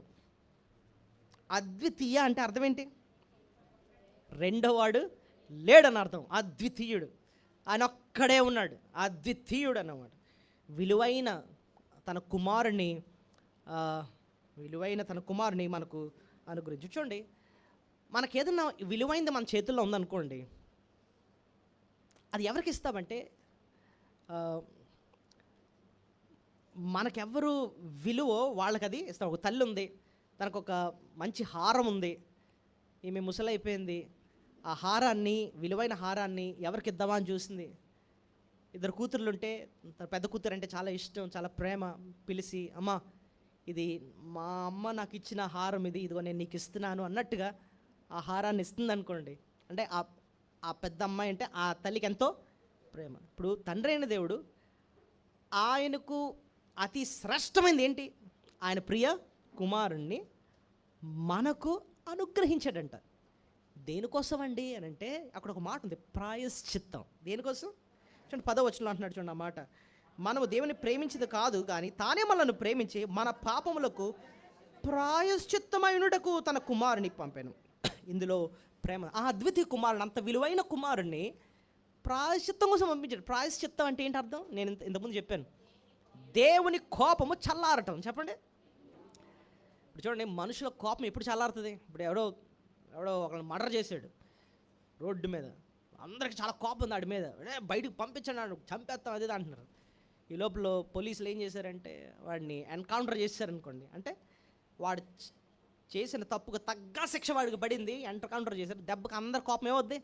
చల్లారుతుంది. భలే పడింది. అలాగే మనం చేసిన తప్పుకు తగ్గ శిక్ష పడితే అప్పుడు దేవుని కోపం ఏమవుద్ది? చల్లారుతుంది. ప్రియ కుమారుడు మన స్థానంలో తగ్గ శిక్ష ఆయన తీసుకొని తండ్రి యొక్క ఆ కోపాన్ని ఏం చేశాడు? చల్లార్చాడు అంటండి. అలాంటి కార్యం కోసం అని చెప్పి తన శ్రేష్టమైన అద్వితీయ కుమారుని ఈ లోకానికి పంపించాడు. ఆ ప్రాయశ్చిత కార్యం జరుగుతున్నప్పుడు అండి, తాను ప్రేమించిన ఆ కుమారుణ్ణి ఎవరు కొడుతున్నారు? యేసుప్రభుని ఎవరు కొట్టారు? మనుషులు, ఘోర పాపులు ఆయన ముఖం మీద ఏం చేస్తున్నారు? ఉమ్ము వేస్తున్నారు, చెంపల మీద కొడుతున్నారు, ముళ్ళ కిరీటాన్ని పెడుతున్నారు, కొరడాలతో కొడుతున్నారు, అవమానిస్తున్నారు, దిగంబరిగా ఆయన వేలాడారు, తీశారు. అయితే ఇదంతా కూడా ప్రేమించే తండ్రి చూస్తున్నాడు. ఆయన ఎంత భరించుంటాడో ఆలోచించండి. మన పిల్లల్ని ఎవడన్నా కొడుతున్నాడు అనుకోండి, సొంత తల్లిదండ్రులకు ఎలా ఉంటుంది? ఎవడరా నా పిల్లల్ని కొడుతున్నాడని చెప్పి కోపం తెచ్చి రోషం తెచ్చేసుకుంటాం. అలాంటిది ప్రేమించే తన ప్రియ కుమారుని, ఏ పాప మెరుగని ఆ ప్రియ కుమారుని అలాగ మనుషులు కొడతా ఉంటే తండ్రి అలా ఓర్చుకున్నాడండి. ఎందుకండి అంత ఓర్చుకున్నాడండి అంటే, ఆయన శిక్ష భరిస్తే తప్ప నీకు నాకు రక్షణ లేదు. మౌనముగా ఆయన భరించాడు. ఇందులో ఏముందండి అంటే ప్రేమ ఉంది. ఆయన తన శ్రేష్టమైనది మనకు అనుగ్రహించాడు. ప్రియ కుమారునే మనకు అనుగ్రహించాడు. ప్రియ కుమారుని అనుగ్రహించాడంటే మన ప్రతి అవసరతను కూడా ఆయన తీరుస్తాడు. ఆ మాట ఎక్కడుంది తెలుసా అండి? రోమా 8:32. చాలా విలువైన మాట అది. చూడండి, రోమా 8:32. తన సొంత కుమారుని అనుగ్రహించుటకు వెనుదీయక మనందరి కొరకు ఆయనను అప్పగించిన వాడు ఆయనతో పాటు సమస్తమును మనకు ఎందుకు అనుగ్రహింపడు అంటే అర్థం ఏంటంటే, మన రక్షణ కొరకు తన ప్రియ కుమారునే అనుగ్రహించాడు అంటే మన ప్రతి అవసరం కూడా ఆయన తీరుస్తాడు. మనం ఎందుకు కంగారు పడాలి? తన కుమారుని మన కోసం బలి ఇచ్చిన ప్రభు మన ప్రతి అవసరం కూడా ఆయన తీరుస్తాడు అని చెప్పి మన ఈ భాగంలో మనం చూస్తున్నాం. ఆరోదండి, మన కొరకు విజ్ఞాపన చేస్తున్నాడు. మన కొరకు ఏం చేస్తున్నాడు ఆయన? రోమా 8:34, కొంచెం ఫాస్ట్గా వెళ్దాం. రోమా 8:34, శిక్ష విధించిన వాడెవడు? చనిపోయిన క్రీస్తే. అంతేకాదు మృతుల్లో నుండి లేపినవాడును దేవుని కుడిపార్శ్వమున ఉన్నవాడును మన కొరకు విజ్ఞాపన కూడా చేయవాడు ఆయన. మన కొరకు ఏం చేస్తున్నాడంట? అసలు విజ్ఞాపన అంటే ఏంటో తెలుసా మీకు? తండ్రి కుడిపార్శ్వాన కూర్చుని మన గురించి ఆయన ఏం చేస్తున్నాడు? విజ్ఞాపన. దీన్ని అర్థం చేయండి. సింపుల్గా ఒక విషయం చెప్తాను. ఇంట్లో నాన్నగారికి కోపం వచ్చింది, బిడ్డని కొడుతున్నారు. అప్పుడు తల్లి వచ్చి ఏం చేస్తూ ఉంటుంది? ఏమండి కొట్టద్దండి, కొట్టద్దని చెప్పి ఆపుతూ ఉంటుంది. సో తల్లి తండ్రిని ఏం చేస్తుంది తెలుసు? ఒక మాటలో చెప్పాలంటే బిడ్డ విషయమై విజ్ఞాపన చేస్తుంది. విజ్ఞాపన, వద్దండి. తండ్రి మనం చేసినప్పుడు, మనం ఏదైనా పాపం చేసిన కూడా వెంటనే మనకు మీద శిక్ష ఎందుకు రావట్లేదు తెలుసా? అసలు నిజంగా అయితే రావాలి. ఇప్పుడు బైబిల్లో వెంటనే శిక్ష పడిపోయింది కొంతమందికి, ఇమ్మీడియట్గా. కొన్ని ఎగ్జాంపుల్స్ ఏమైనా చెప్పండి. అననీయ, సప్పేరా, ఇంకా వెంటనే శిక్ష పడిపోయింది దడేలమని, on the spot. Uzzah, Korah right, ఇంకా నాదాబు, అబీహులు, ఇంకా హేరోదు గర్వించాడండి, ఆన్ ద స్పాట్ పురుగులు పట్టి చచ్చాడు. సో వీళ్ళందరూ ఏంటి? ఇమ్మీడియట్గా ఏం పడ్డాయి? సో దేవుడు శిక్ష పంపించాలంటే ఇమ్మీడియట్గా చేయగలడా? చేయలేదా? చేయగలడు. ఆయనకు వ్యతిరేకంగా ఏదైనా పని చేసిన వెంటనే మొత్తి దెబ్బలను చంపేయగలడు ఆయన, మనల్ని ఆన్ ద స్పాట్ చేయగలడు ఆయన. ఎందుకు చేయట్లే? మనం ఏమైనా తిన్నగా ఉన్నాం అనేకసార్లు ఆయన బాధ పెట్టాం. మన మాటల ద్వారా, మన ప్రవర్తన ద్వారా, మన ఆలోచనల ద్వారా, మన రహస్య జీవితం ద్వారా అనేక విషయాల్లో ఆయన బాధ పెట్టాం. ఎందుకు వెంటనే శిక్ష పడలేదు మనకి? ఎందుకు తెలుసా? ఎందుకు చెప్తాను చూడండి. తండ్రి ఉగ్రత మన మీద రాకుండా కుమారుడు మన స్థానంలో ఏం చేస్తాడు తెలుసా? తండ్రి జాన్ సుందర్ని శిక్షించొద్దు, ఎందుకంటే తన స్థానంలో నేను ప్రాణము పెట్టాను, నేను శిక్ష పొందాను కదా, నన్ను చూసి ఆ వ్యక్తిని క్షమించిన ఆయన అని చెప్పి నా స్థానంలో ఆయన ఏం చేస్తున్నాడంటే విజ్ఞాపన చేస్తున్నాడు. ఇదే నిరంతరం చేస్తున్నాడట. ఏంటి? నిరంతరం విజ్ఞాపన నీ కొరకు నా కొరకు ఆయన చేస్తున్నాడు. ఎందుకు చేస్తున్నాడండి అంటే, నువ్వంటే నేనంటే ఆయనకి ఎంతో ప్రేమ. ఇదండి ఆయన ప్రేమలో ఉన్నది. నిరంతరము నీ కొరకు నా కొరకు ఆయన విజ్ఞాపన చేస్తున్నాడు. అది 6వది విషయాన్ని మనం నేర్చుకున్నాం. 7వది, ఇంకే రీతిగా తన ప్రేమను మన ఎడలో చూపించాడు అంటే, ఏ కారణం లేకుండానే నన్ను ప్రేమించాడు. చెప్పండి, ఏ కారణం లేకుండానే నన్ను ప్రేమించాడు. ఆయన ప్రేమలో ఉన్న ప్రత్యేకత. సాధారణంగా మనం ఎవరినైనా ప్రేమించాలనుకోండి, ఇష్టపడుతున్నాం అనుకోండి, దేని బట్టి ప్రేమిస్తారు? వాళ్ళకున్న కొన్ని లక్షణాలు బట్టి ఏం చేస్తారు? ప్రేమిస్తారు. అమ్మో చాలా అందం ఉందండి, లేకపోతే చాలా డబ్బు ఉందండి, చాలా ఇది ఉందండి, అది ఉందండి అన్నట్టుగా ఏం చేస్తారు? ప్రేమిస్తారు. మళ్ళీ ఆ కారణాలు తీసేస్తే మళ్ళీ ప్రేమ ఎగిరిపోతుంది మన టైప్ అది. కానీ ప్రభువుని అడిగి, ప్రభువా నువ్వు నన్ను ఎందుకు నాయన ప్రేమిస్తున్నావు అంటే, ఏ ఒక్క కారణం చెప్పిన ఆయన నేనంటే ఎందుకు అంత ప్రేమ అంటే, ప్రభు ఏమంటాడు తెలుసా? ఒక్క కారణం కూడా లేదంటాడు. ఎఫెసీ పత్రిక 2వ అధ్యాయంలోనండి ఆయన మహాప్రేమతో మనల్ని ప్రేమించడం ఉంటుంది 4వ వచనంలో. కానీ ఆ పైన ఏం కారణాన్ని బట్టి అని చూస్తే ఒక కారణం కూడా కనిపించదు మనకు. చూడండి, ఎఫెసీ పత్రిక 2వ అధ్యాయం 4వ వచనం ముందు ఏం రాస్తుందో చూడండి. ఆయనను దేవుడు కరుణా సంపన్నుడై ఉండి అపరాధముల చేత చచ్చిన వారై సహితము మన ఎడల చూపించిన తన మహాప్రేమ చేత. చాలు. ఈ మన ఎడల ఏం చూపించాడటండి?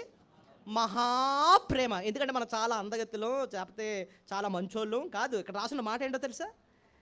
మన అపరాధముల చేత చచ్చిన వారై ఉండిన సహితము మన ఎడల చూపించిన తన మహాప్రేమ. అపరాధాల చేత చేసిన పాపాలను బట్టి మురికి దరిద్రమైన జీవితం, చచ్చిన స్థితి అంటే నేను ఇంతకుముందు చెప్పాను. ఏదైనా ఎలాగ చచ్చిపోయింది అనుకోండి, 4 రోజుల నుంచి అలాగే ఉంది ఇంట్లో, అది ఎక్కడ ఉందో కలిగిట్లే, ఇల్లంతా ఎలా ఉంటుంది? భయంకరమైన స్మెల్. దాన్ని వదిలించుకోవాలని చూస్తారా, లేకపోతే దాచుకుందామని చూస్తారా? చెప్పండి. అసహించుకుంటాం. దేవుని దృష్టిలో మన స్థితి అదే, చచ్చిన స్థితి. చెప్పండి అన్నమాట, చచ్చిన స్థితి అనమాట. అంత అసహ్యమైన బతుకుతున్నప్పటికీ కూడా ఆయన నన్ను ఏ కారణం లేకుండానే నన్ను ఏం చేశాడు? ప్రేమించాడు. మనుషుల ప్రేమలు ఎలాటమని చెప్పాను. ప్రతి వాళ్ళు ఏమి ఎదుగుతారు చెప్పండి? కారణాలు ఎదుగుతారు. దేని బట్టి నేను ఈ వ్యక్తిని ప్రేమించను, దేని బట్టి. నాకు తెలిసిన ఒక వ్యక్తి ఉన్నాడు, డాక్టర్ అనమాట.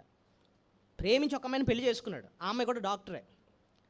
ఓకే, సో చాలా అందగత్తే, మొత్తం మీద ప్రేమించి పెళ్లి చేసుకుని అంత బాగానే ఉంది. పెళ్ళైన 2 సంవత్సరాల కంటే ఆ అమ్మాయికి ఒక అనారోగ్యం వచ్చింది. అసలు డాక్టర్ కదా, ఆ అనారోగ్యం ఎంత తీవ్రమైందో, ఎంత సీరియస్సో అతనికి అర్థమైపోయింది. జీవితాంతం తను మెడిసిన్ వాడుతూనే ఉండాలన్నమాట. 1 సంవత్సరం భరించాడండి. తర్వాత ఇది తనకి ఇబ్బందిగా ఉంది. ఏం చేశాడు తెలుసా? ఒకరోజు వెళ్ళి కాగితాలు తీసుకొచ్చి సంతకం పెట్టు, నాకు విడాకులు కావాలని చెప్పి పెట్టాడు. ఆడ అనిపించింది, అరే బాబా ఇదేట్రా, మరి అందగొత్తే అది ఇది అని చెప్పి ఇన్ని కారణాలతో నువ్వు చెప్పి తెగ పెళ్లి చేసుకున్నావు.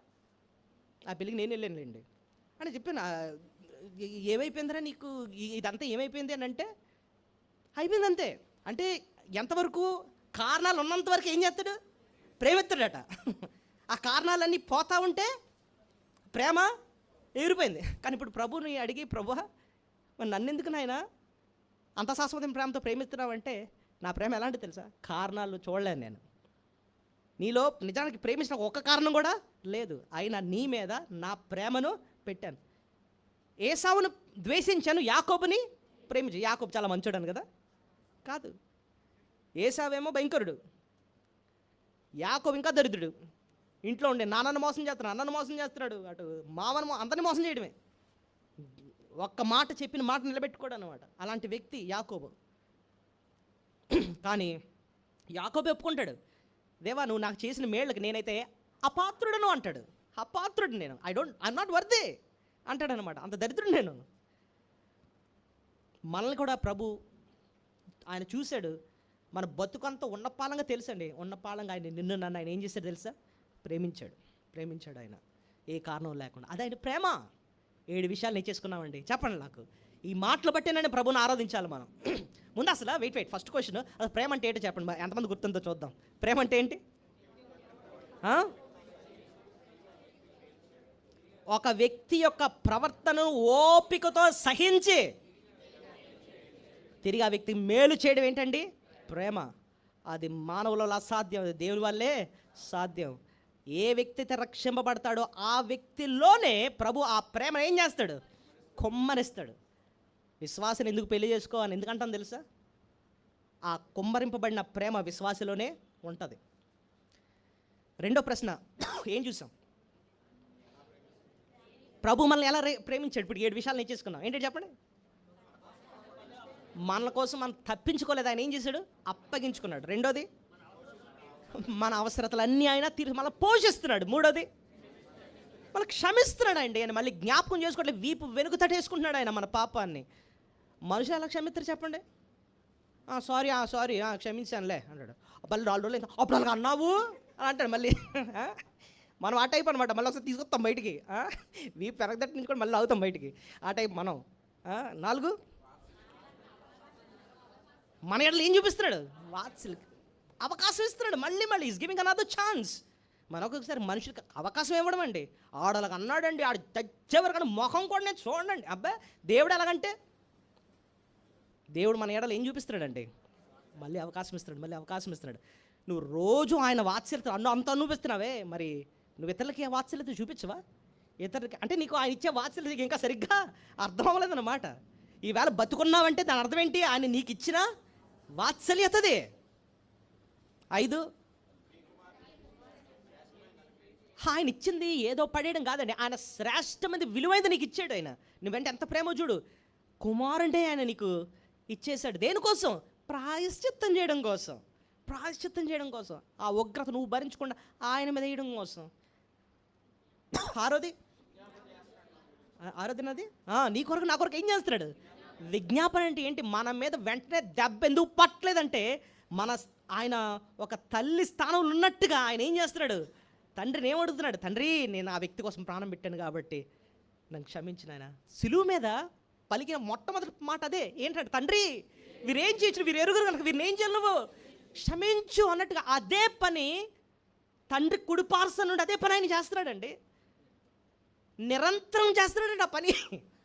ఎందుకంటే మనం రోజు ఆయన బాధ పెడుతున్నాం కాబట్టి రోజు ఆయన శిక్ష మన మీద రావాలి అసలు. కానీ ఎందుకు రావట్లేదు తెలుసా? నీ గురించి నా గురించి ఏం చేస్తున్నాడు ఆయన? ఎందుకు చేస్తున్నాడు అంటే నువ్వంటే నేనంటే ఆయన ఎంతో ప్రేమ. ఏడోది,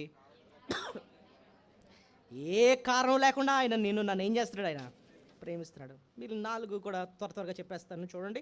8వది, ఆయన ఎంత ప్రేమించడానికి నన్ను ఏర్పాటు చేసుకున్నాడట. ఎంత ప్రేమించడానికి నన్ను ఏం చేశాడు? ఆయన ఏర్పాటు చేసుకున్నాడు. 2 దశలోనికి 2:13 చూడండి. 2 దశలోనికి 2:13, ప్రభు వలన ప్రేమింపబడిన సహోదరులారా, ఆత్మ నిన్ను పరిశుద్ధపరచడం వలనను రక్షణ పొందుటకు ఆది నుండే మిమ్మను ఏర్పరచుకో. చూడండి, ఈ వచనం ఎంత ఇంట్రెస్టింగ్ ఉంటుందంటే, స్టార్టింగ్ ఏమో ప్రభు వలన ప్రేమింపబడిన సహోదరులారా అంటాడు. మరి ఎప్పటి నుంచి ప్రేమించాడండి అంటే, ఇక్కడున్న మాట రక్షణ పొందుటకు దేవుడు ఆది నుండే మిమ్మల్ని ఏర్పరచు. ఎప్పటి నుంచి ప్రేమించాడటండి? ఆది నుండే మిమ్మల్ని ఏర్పాటు చేసుకున్నాడు. ఆదిలోనే నిన్నేం చేశాడట? ఏర్పాటు అన్న మాటకు అర్థం ఏంటి? ఏర్పాటు, సెలెక్ట్ చేసుకోవడం. చెప్పండి. ఏసావు యాకోబు ఇద్దరు ఒక తండ్రికి పుట్టినోళ్ళే. ఏసావు నేను ద్వేషించాను, యాకోబుని నేను ప్రేమించాను. లోకంలో బోలెడమంది మనుషులు ఉన్నారు. దేవుడు అందరికీ సాధారణంగా కృపను ఇస్తున్నాడు. వాళ్ళకి తిండి పెడుతున్నాడు, నీకు తిండి పెడుతున్నాడు. వాళ్ళకి వర్షం ఇస్తున్నాడు, నీకు వర్షం ఇస్తున్నాడు. కానీ వాళ్ళకి లేనిది నీకు ఇచ్చింది ఏంటో తెలుసా? ఆ ప్రత్యేకమైన కృప, గొప్ప రక్షణ నీకు ఎందుకు ఇచ్చావు నాయన అంటే, వాళ్ళకి లేని ప్రత్యేకమైన ప్రేమ నేను నీ ఎడల చూపిస్తున్నాను. ఆ ఏర్పాటు చేసుకొని నన్ను ఆయన ప్రేమించాడు. ఆయన 9వది, ప్రేమించి ఇంకేం చేశాడండి అంటే, మన కోసం పరలోకాన్ని సిద్ధపరుస్తున్నాడు. మన కోసం ఏం సిద్ధపరుస్తున్నాడు? పరలోకాన్ని సిద్ధపరుస్తున్నాడు. పరలోకం ఒక మాటలో చెప్పాలంటే ఎవరి కోసం అండి సిద్ధపరుస్తుంది? ఎవరి కోసం యాక్చువల్ దేవుడు పరలోకాన్ని సిద్ధపరుస్తున్నాడు? యోహాను 14, నేను వెళ్ళి ఎవరి కోసం స్థలం? మీ కొరకు మీకు నివాస స్థలంగా ఉండడానికి కోసం పరలోకాన్ని నేనేం చేస్తున్నాను? సిద్ధపరుస్తున్నాను. షాజహాను ఏది కట్టించాడట? ఎవరి కోసం? సమాధి అంటది. అది సమాధి కట్టించాడు కదా, అంతేనా? భార్య కోసం తన పేరు ఏది మర్చిపోయాను. ముంతాజ్ కోసం తాజ్మహల్ కట్టించి, అది తాజ్మహల్ ప్రేమకు చిహ్నం అది అన్నాడు. కానీ ప్రభుని అడిగి, ప్రభు నువ్వు నా కోసం ఏం కట్టించాను ఏమంటాడు తెలుసా ఆయన? పరలోకం. తాజ్మహల్ బాగుంటుందా? పరలోకం బాగుంటుంది? అసలు ఏమైనా పోలికొంటుందండి? అసలు బంగారు వీధులు, స్థిరమైంది, శాశ్వతమైనది. అసలు 2 వారాల క్రితం పరలోకం వర్ణించాం మనం. అసలు ఆయన మన కోసం ఏర్పాటు చేసిన పరలోకం, అక్కడ ఏడుపు ఉండదట, దుఃఖం ఉండదటండి, వేదన ఉండదు, మరణమే ఉండదంటండి. యుగ యుగాలు శాంతి, నెమ్మది, ఆరోగ్యము, సంతోషము, సంపూర్ణ సంతోషము, నిత్య సుఖం అంట. పరలోకంలో ఏముంటాయట? సంపూర్ణ సంతోషం, నిత్య సుఖం. కీర్తన 16:11 అంటాడు ఆ మాటలు. నీ సన్నిధిని అంటే ఆ పరలోకంలో సంపూర్ణ సంతోషం, నిత్య సుఖం. భూలోకంలో దొరకనివి పరలోకంలో మాత్రమే దొరికేవన్నమాట. ప్రభు ఎందుకు నాయన పరలోకాన్ని కట్టావంటే, నువ్వంటే నాకు ఎంతో ప్రేమ, నువ్వు నిత్యం ఉండడం కోసం అని చెప్పి ఆ పరలోకాన్ని నీ కొరకు సిద్ధపరుస్తున్నాను. ఇంతకీ ఎక్కడ వస్తుందండి? హెబ్రీ 12:28 ఉంటుంది చూడండి. హెబ్రీ 12:28.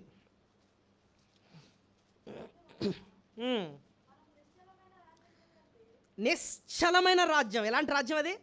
నిశ్చలమైన రాజ్యము పొంది దైవ కృప కలిగి యుందుము. చాలు, చాలు, అదే కావాలి. నిశ్చలమైన రాజ్యం. అందువలన మనము నిశ్చలమైన రాజ్యము పొంది దైవ కృప కలిగి యుందుము. సో దేవుడు మనల్ని ప్రేమించి ఆయన కృప చూపించి మన కోసం ఏమి ఏర్పాటు చేస్తున్నాడు? నిశ్చలమైన రాజ్యం. అది ఆయన ప్రేమ. సొలొమోనేమో తన ప్రేమించిన భార్య షులామతిని ఎక్కడ తీసుకెళ్ళాడు తెలుసా? విందుశాలకు తీసుకెళ్ళాడట. ఎక్కడ తీసుకెళ్ళాడు? ఎక్కడ పరమగీతంలో 2:4 ఉంటుంది అన్నమాట.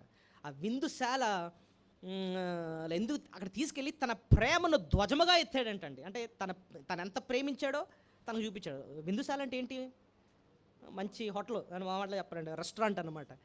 మరి ఇంతకీ అక్కడ ఏమున్నాయండి అంటే, నేను అనుకుంటున్నాను రకరకాల స్వీట్లు, బిర్యానీస్. ఇప్పుడు చూడండి, బఫే వెళ్ళాం అనుకోండి, పెద్ద హోటల్, 5 స్టార్ హోటల్, అన్ని రకరకాలు ఉంటాయి, బోల్డ్ అని ఉంటాయి అనమాట. ఆ బిర్యానీ, ఈ బిర్యానీ. ఒకసారి ఒక హోటల్కి వెళ్తే అక్కడ 10 రకాల బిర్యానీలు ఉన్నాయి. ఏ తినాలో అర్థం కాలేదు నాకు పావుగంట.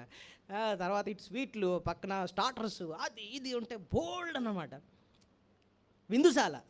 ఎందుకైనా సొలొమతిని అక్కడ తీసుకెళ్ళాడంటే, సొలొమతి అంటే ఎంతో ప్రేమ, తన ప్రేమను చూపించడానికి. చూసావా, నువ్వంటే నాకు ఎంత ప్రేమ, పెద్ద హోటల్ తీసుకొచ్చాను. ప్రభు ఏమో ఆయన పరలోకంలో మనల్ని ఆయన నడిపిస్తాడట. పరలోకంలో ఆయన మనం చేయి పట్టుకొని ఆయన భోజనపు బల్ల దగ్గర తీసుకెళ్ళి ఆయన నడుము కట్టుకొని ఆయన ఏం చేస్తాడు, మనకు ఉపచారము చేస్తాడు. ఎందుకు నాయన అంటే, నువ్వంటే నాకు ఎంతో ప్రేమ అంటాడు అనమాట. అది పరలోకంలో ఆయన మన కొరకు సిద్ధపరిచేది. 10వది, ఇక్కడ నుంచి కొంచెం సీరియస్ మాట ఏంటంటే, ప్రేమించి మనల్ని శుద్ధి చేస్తాడు. చెప్పండి, ప్రేమించి మనల్ని ఏం చేస్తాడు? శుద్ధి చేస్తాడు. ఎంత ప్రేమించి పరలోకాన్ని సిద్ధపరిచినాడు అంటే, అన్ని మేళ్ళు చేస్తున్నాడు, పోషిస్తున్నాడు. ఎంత వాడు ప్రేమించి ఏం చేస్తాడంటే శుద్ధి చేస్తాడు. అది ఎక్కడ రాస్తుందండి అని అంటే, ఎఫెసీ పత్రిక 5వ అధ్యాయం 25, 26. ఉతక స్నానము చేత మనల్ని ఏం చేస్తాడు? పురుషులారా 25, మీరును మీ భార్యను ప్రేమించి అటువలే క్రీస్తు కూడా సంఘమును ప్రేమించి, అది కళంకమైన ముడతైనను అటు మరి ఏదైనా లేక పరిశుద్ధముగా నిర్దోషంగా ఉండవాలని మహిమగల సంఘాలుగా ఆయన తన ఎదుట దాన్ని నిలబెట్టుకునే వాళ్ళని వాక్యమును ఉదక స్నానం చేత దాన్ని పవిత్రపరిచి పరిశుద్ధపరచుటకై దాని కొరకు తాను పవిత్రపరిచి పరిశుద్ధపరుస్తాడట. వాక్యమని ఉదక స్నానం చేసి, సో వాక్యాన్ని మనకు వినిపింపజేసి మన జీవితాన్ని ఏం చేస్తాడు? శుద్ధి చేస్తాడు, పవిత్రపరుస్తాడు, పరిశుద్ధపరుస్తాడు, శుద్ధి చేస్తాడు. ఇప్పుడు పరలోకంకి వెళ్ళాలి అంటే మనం ఏమవ్వాలి? శుద్ధి అవ్వాలి, శుద్ధి చేయబడాలి. సో వాక్యాన్ని వినిపింపజేసి మనల్ని ఏం చేస్తూ ఉంటాడు? ఆయన శుద్ధి చేస్తాడు. ఒకవేళ వాక్యం ఎంత వింటున్నా కూడా మనం లోబట్లేదు అనుకోండి, అప్పుడు ఏం చేస్తాడు తెలుసా? దండిస్తాడు. ఏం చేస్తాడు? తండ్రి తన ప్రేమించు కుమారుని ఏం చేస్తాడు? శిక్షించి దండిస్తాడు. ఎక్కడ రాస్తుంది? హెబ్రీ 12:6. హెబ్రీ 12:6. అది కూడా ప్రేమించే చేస్తాడు. హెబ్రీ 12:6. నా కుమారుడు ప్రభు చేయి శిక్షను తృణీకరించకము, ఆయన గద్దించినప్పుడు విసుకకము. ప్రభు తాను ప్రేమించు వారిని శిక్షించి తాను స్వీకరించు ప్రతి కుమారుని ఏం చేస్తాడు? దండిస్తాడు. సో ఇక్కడ రాస్తున్న మాట మనం నేర్చుకునేది ఏంటంటే, ప్రేమించి మనం శుద్ధి చేయడానికి ఒక పక్కన వాక్యం వాడుకుంటూ శుద్ధి చేస్తాడు. ఒకవేళ వాక్యం విని లోబడకపోతూ ఉంటే అవసరాన్ని బట్టి ఏం చేస్తాడు? దండించి శిక్షిస్తూ ఉంటాడు అన్నమాట, దండిస్తాడు. సో అది కూడా ఎందుకండి అంటే, ప్రేమించే ప్రేమతోనే శిక్షిస్తాడు. ఆఖరిగా ఈ ప్రేమ ఎంతకాలం? శాశ్వతం. ఇర్మియా 31:3 అంటాడు, శాశ్వతమైన ప్రేమతో నేను నిన్ను ప్రేమిస్తున్నాను. ఎంతకాలం అంటండి అంటే, ఇది మార్పు లేని స్థిరమైన శాశ్వతమైన ప్రేమ. ఒకసారి 11 విషయాలు జ్ఞాపకం చేసుకొని మనం ఆరాధించడానికి వెళదాం. చూడండి, ఇది చాలా విలువైన విషయాలండి. ప్రభు మనల్ని ఎంతో ప్రేమిస్తున్నాడని చెప్పి సింపుల్గా ఒక ప్రభా నీ ప్రేమను బట్టి మీకు స్తోత్రాలని సింపుల్గా ఒక మాట అనేస్తాం. అసలు ఆ ప్రేమ యొక్క డెప్త్ ఏంటి, అసలు ప్రేమ అంటే ఏంటి, ఏ రీతిగా మనల్ని ప్రేమిస్తున్నాడని చెప్పి దాన్ని అనాలిసిస్ చేసి అర్థం చేసుకోకపోతే ఆ ప్రేమ ఎప్పుడు కూడా మన బుర్రకి ఎక్కదు. సో అందుకోసం కొంత సమయం తీసుకొని ఇంత జాగ్రత్తగా చెప్పాల్సి వచ్చింది. ఇవన్నీ కూడా మీ మనసులో ఉండాలి. ప్రేమ అంటే ఒక వ్యక్తి యొక్క ప్రవర్తన ఓపికతో సహించి తిరిగి ఆ వ్యక్తికి ఏం చేయడం? మేలు చేయడం. అలాంటి ప్రేమతో ప్రభు మనల్ని ప్రేమించాడు. ప్రేమించి ఏం చేశాడండి అంటే, మొదటిది తాను అప్పగించుకున్నాడు. రెండవది ప్రతి అవసరతను తీర్చాడు. మూడవది క్షమించాడు. నాలుగవది మన ఎడల ఎంతో వాత్సల్యత చూపిస్తున్నాడు. ఐదవది తనకి శ్రేష్టమైనది మనకు అనుగ్రహించాడు, ప్రియ కుమారుడే మనకు అనుగ్రహించాడు. 6 మన కొరకు ఆయన విజ్ఞాపన చేస్తున్నాడు. 7 ఏ కారణం లేకుండా మనల్ని ప్రేమించాడు. 8 ఆయన మనల్ని ఏర్పరచుకొని ప్రేమించాడు. 9 పరలోకాన్ని మన కొరకు సిద్ధపరుస్తున్నాడు. అది 9 కదండి, పరలోకాన్ని మన కొరకు సిద్ధపరుస్తున్నాడు. 10 మనల్ని ఏం చేస్తున్నాడు? శుద్ధి చేస్తున్నాడు. కాదు, 11 శాశ్వతమైన ప్రేమతో మనల్ని ఏం చేస్తున్నాడు? దయచేసి అందరూ మోకరించండి. ఇంత శాశ్వతమైన ప్రేమతో ప్రేమించిన మన ప్రభువుని మనసారా మనం స్తుతులు చెల్లించుకుందాం.